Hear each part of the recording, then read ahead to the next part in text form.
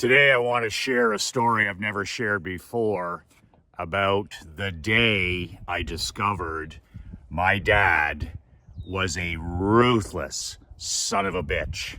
Michael McLean, brassballsvideos.com. I am an ex-professional hockey coach, ex-amateur championship hockey coach, turned 8-figure entrepreneur.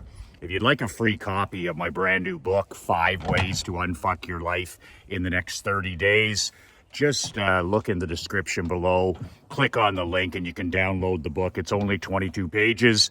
You can print it off and read it probably in 10 to 15 minutes. A word of warning about that book. I wrote the book for champions, not for chumps, winners, not for whiners. Admittedly, my new book is not every entrepreneur's cup of whiskey. So if you're interested in that, great. If you're not, that's perfectly okay as well. I was 14 years old when I walked into my dad's insurance office and sat down in front of him and pitched the idea of him lending me $500. And this was back in the olden days. I was 14, so that $500 was probably, what, $3,000 now? And I'll never forget walking into his office after school. I was in grade 9, and I wanted to start a hockey camp where players would sign up and I would run the camp for 1 week and the players would pay. And this hockey camp or hockey school would make me a couple $1,000s. I loved the sport of hockey. I loved playing it at the time. So I thought it'd be a great idea to run a hockey camp where I make money and I can coach and run the practices and make some money. So I walk into my dad's office after school one day and I sit down and I pitch him loaning me $500. And it reminds me of the Warren Buffett story when his daughter, his adult daughter, Buffett's adult daughter, once asked him for, I think it was 17 grand or 20 grand for a kitchen renovation. And Buffett was like, no, I ain't lending you any money. Go to the bank like everybody else. And that was my exact experience that day as a 14-year-old. My dad let me talk. And then I said, could you please lend me $500? Come on, buddy. Come on, Cliff. Gorgeous autumn day out here, not August, autumn at the lake. And I said, Dad, could you lend me $500? And I told him a little bit about the hockey camp. And he just looked at me as soon as I was done talking. And he said, no, I'm not lending you any money. He said, go to the bank like everybody else. I'll take you to the bank. I'll introduce you to the lending person that I deal with. But he said, no, I'm not going to lend you any money. So I was literally in shock because I thought, he's going to see my ambition. He's going to get swept up in the end. He's like, no, I'm not lending you a penny for this hockey camp. He said, but I will help you. I will help you do it yourself by taking you over to the bank, and you can pitch it to them.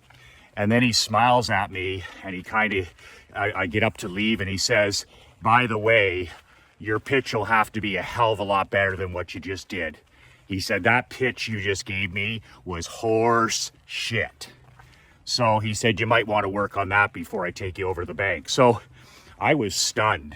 And it was a great introduction to business, how hard business is, how much selling is involved, how much frustration and disappointment was in my future.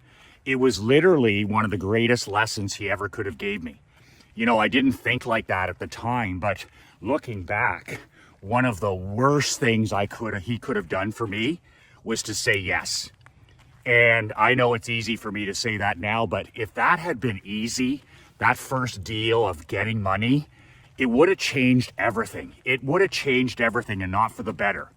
He literally taught me how difficult and how hard entrepreneurship is with that simple answer of vitamin N, no. So it gets better. He's like, okay, I'll help you do it. I'll open a door for you, but you got to walk through it. That's what parents need to do. Everything now is done for kids, right? I work with kids ages 5 up to age 20. And they're practically useless. They can't talk, they can't introduce themselves, they can't sell, they can't persuade anybody, and their chicken shit's hanging behind, texting and messaging and all this stuff. So my dad was like, no, you're gonna do it yourself. Belly to belly, toe to toe, eye to eye, and there's no guarantees. So he sets up this meeting with the loan manager at the bank, and he says, put on a suit, put on a tie. He says, the bank manager expects you to be dressed like a business owner, so look the part. So right off the bat, I'm like, okay, that's great advice. He says, if you go in there looking like a hockey coach or looking like a 14-year-old wet behind the ears student, you ain't got no chance. He said, when it comes to money, you better be serious, because banks are serious. You better be prepared. And he emphasized to me before the meeting, he says, these people don't give a shit about you. Bankers don't give a shit about you. And they certainly don't care. They don't care about your business. If they don't like the business idea, you ain't getting any money. So I'll never forget, we walked over one afternoon after school a few days later. And this is the guy that my dad does business with. And my dad at the time was one of their biggest clients. He had the insurance office. He would have been one of their biggest clients in the town. So we sit down in front of this loan manager, and it's everything you expect, and he asks about the business, and then he puts the paperwork in front of me, and I got to answer all these questions about, the hockey school, how many people, how much revenue, all of this stuff. And I mean, paperwork. So that was a great experience into, the red tape and the bureaucracy. And my dad just kept saying, he says, banks, they don't want anything to do with you until you have money. And then later on in your life, when you have money, you won't need the banks. So he really, emphasized that it's an adversarial relationship. And you should use accurate thinking to understand that, when you need them, they don't want you. And when you do have some bucks, you don't need them. So I've always remembered that it's not a friendship. It's not even a friendly relationship. It's adversarial in nature. And to treat it as such, it's a professional relationship. So I talked to the guy. We sat down for 10 minutes. My dad didn't say anything. I took the paperwork. I took it home. I filled it out, and I took it back to this gentleman. And it was a day later. I get a phone call at home, and we're having dinner. And it's a hard no. No, your application for $500 was turned down. And I'll never forget, that was the second body blow of that week. First of all, my dad saying, no, go to the bank like everybody else. I'm not here to entitle you. And then secondly, the bank manager calls and they're like, that's it, Michael, we're not interested in lending you 5 cents, let alone $500. And thinking back, I think my dad would have been in a situation where he could have made this work for me, which would have been another mistake. All of a sudden I would have realized, well, I'm going to get some special treatment because my dad's, a client, a big client of this bank. No fucking way. I think he went out of his way to talk to this guy and say, you know what? If this isn't a business deal, you turn him down, because he never thought twice about it. And I'm sure they would have liked to patronize my dad or got my dad to, co-sign on the deal. My dad's like, I'm not co-signing on jack shit. If you can't make this deal happen with the bank, you're going to have to be resourceful and you're going to have to find another way, which was the third thing that I learned. I talked to him that night and how disappointed I was and I can't believe it and all this whining and complaining. So the next day after school, I go into my dad again, and I sit in front of him, and I can't run the hockey camp without the money. I can't, all this stuff, right? And it's just, he finally looks up from his desk, and he's like, so you're gonna fucking quit? You're gonna quit. This is something you want to do. It's one of your first real entrepreneurial ventures, and you're just gonna pack it in? And I was like, well, no, I'm not, what else can I do? The bank won't give me the money. You won't give me the money. So I'm playing the victim card, right? I'm playing the victim card. And he's like, instead of quitting, get resourceful.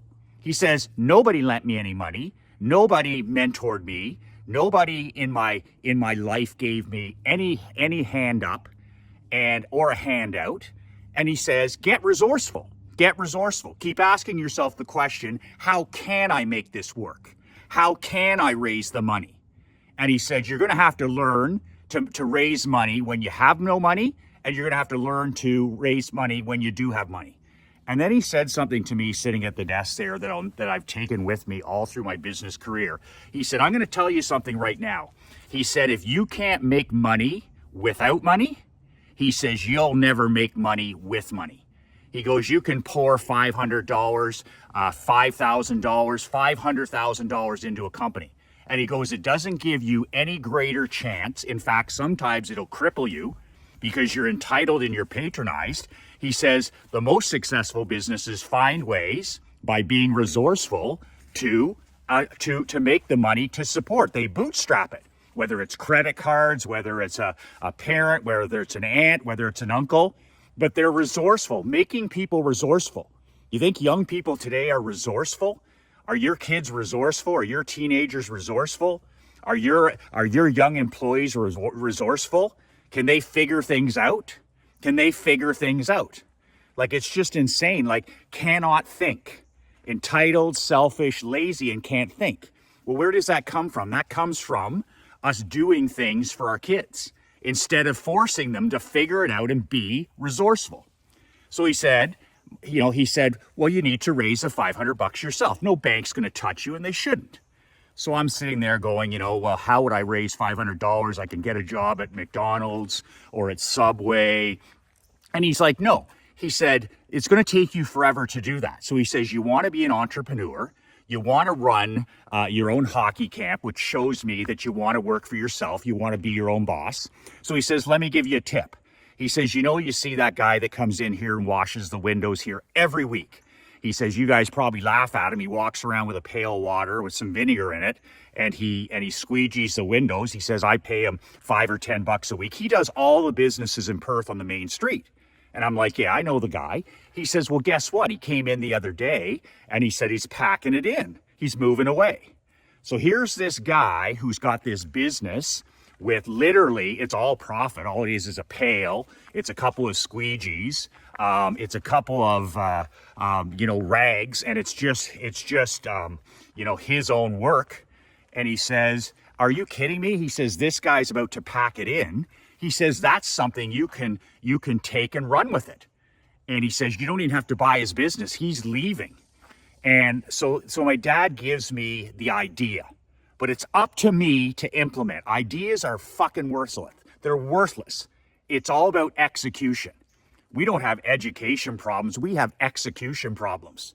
We don't have education problems. We have implementation problems. We don't need more information. We don't need more ideas. Every Tom, Dick, and Harry has an idea. We need massive, violent consistency on the idea. So my dad gives me the idea, and he says, there, I'm not doing any of it for you, but that's an idea where you can make $500 and then you can start your school in the fall. So that's where my window cleaning business started. And I was 14 at the time when I asked my dad for the money. And I really got things rolling with the window company a few weeks later, where the guy was done and my dad had some details. My dad actually said, do you want to buy his cart and his pails and his all the stuff that came with it? He goes, $50. So my dad negotiated with the kid when he came in one time, maybe a week later, and he got me all his stuff. So it was like the push cart. It was just pails, rags, squeegees, extension, handles, no big deal. And it's $50. And my dad's like, you owe me $50, but you're starting this business for $50. So then he says, this guy walks around with one of those carbon pads, the old black carbon pads. And he says, everywhere you stop is $5, $10. Are you kidding me? A cash business. You don't have any employees. And every week you get to do this. So he said, and by the way, he says, this guy's only doing 20 places. He said, you should be doing 75. Everybody in our downtown should be your customer. And he said, so set a goal to double the business the first week. So I got started with my window cleaning company. I just went up and down the street. Half these people were used to having their windows cleaned every week. And I would just walk in and I would pitch them on cleaning their windows. $5, $10. I remember my biggest account was the convenience store for $20. I thought that was like, this is going back. And I just, every week I'd go out and it was 25 places. Then I'd bump it to 30, then to 35, to 40. And I hit that target of over 50 places a week. And I got eventually one of my friends to help me with it.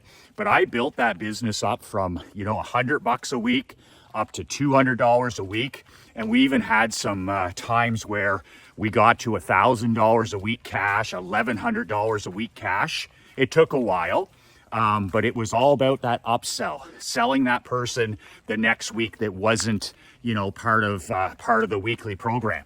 Maybe I'd wash every 2 weeks or every 30 days, but I grew that business from, $75, $85 a week to over $1,000 a week. And I had two guys, my buddies, that helped me out. So I got the money, but I was resourceful. My dad gave me the idea, but he said, now you've got to execute on the idea. You got to make it happen.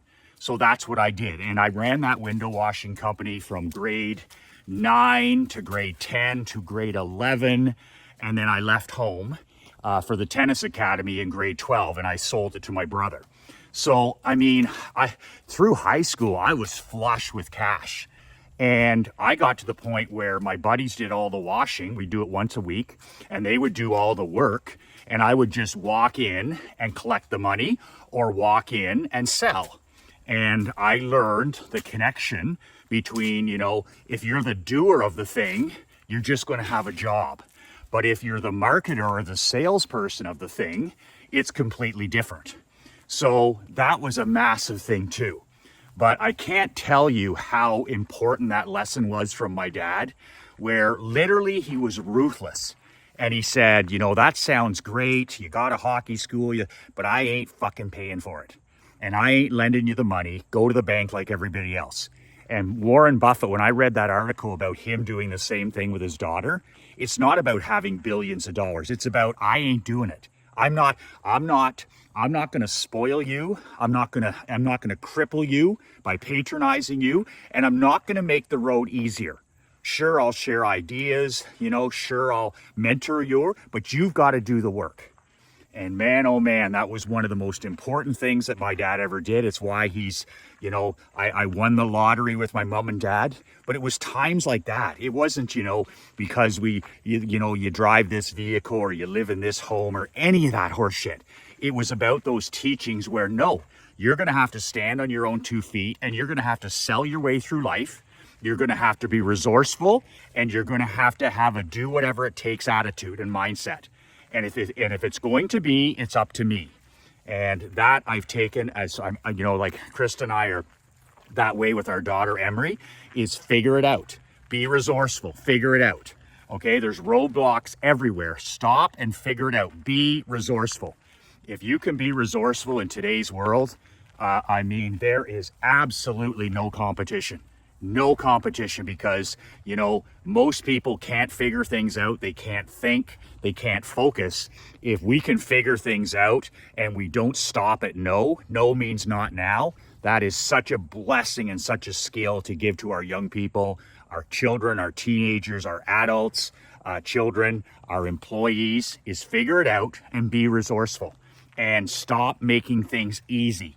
And start making things hard and difficult. And that, that experience with my dad, just that, no, I'm not lending you the money. I have to say that was such a massive self-esteem builder. Parents have this and teachers have this misconception that you build self-esteem by patting people on the back. Or saying these silly things into the mirror. Well, I'm thin and I'm fit, or I'm smart, or I'm beautiful. But you see, with affirmations and things like that, if there's not belief and evidence behind it, it's all fluff. It's all theory. Real self-esteem is built by somebody in your life challenging you, especially when you're young, challenging you, and you doing something you didn't think you could necessarily do, and then you do it, and you're like, wow, I can do even more than I thought. And that's what that experience was. It was like, wow, I can raise $500. I don't need the bank. I can start a company from scratch and build it from $100 a week to $1,000 a week. I can do difficult and hard things. I can overcome roadblocks. I can overcome difficulties. I can overcome frustrations. And that's how you build what I call mental calluses in people. Wow, I didn't know I could get in shape like that. I didn't know that I could grow from 6 to 7 figures. I didn't know that I could figure that out. I didn't know that I had that ability. And then, of course, that builds self-image, self-esteem. And if young people have good self-esteem and good self-image, they're able to stand up. They're able to, head the opposite direction of the herd. They're able to, not follow the crowd off the cliff. And they're able to live life and do business on their own terms. That's the day that I learned one of the most critical lessons in my life. And that's one of the days that my dad gave me one of the greatest lessons in life. And it's truly the day I learned that he was a ruthless SOB, but he loved us, he loves us, and he wants what's best. And he refused to patronize me. He refused to spoil me. He refused to make it easy. He refused to give me a handout. And it's one of the greatest gifts he ever gave me. I'm putting a small group mastermind together the end of this month, 29th and 30th in Orlando. I have 2 massive guest speakers. The great Doberman Dan, one of the greatest copywriters on earth, is joining us, plus Mr. X. Mr. X is a client of mine who's growing his company from 0 to 50 million plus this year. He's going to be doing a special presentation, Doberman Dan's special presentation. I'll be doing a special presentation. Mark Andre, my business partner, is going to be doing an email and funnel and technology presentation. I've got 2 spots at the table. It's for 2 days in Orlando on the 29th and 30th. If you're interested in getting a mental kick in the pants heading into a new year, maybe you're in a slump, maybe you're in a rut, maybe you need to get around elite coaching and elite men. Iron sharpens iron. If you're interested in any of this, it's $2,500 for the 2 days. That's pocket change when it comes to self-development. That's pocket change to get around a guy like Doberman Dan. That's pocket change to get around the men that are in this room. That's pocket change when it comes to getting one-on-one coaching from myself.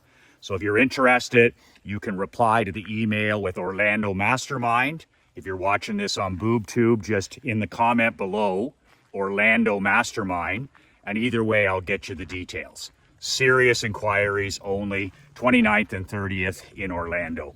Time to kick ass and take names heading into a brand new year in January 2025.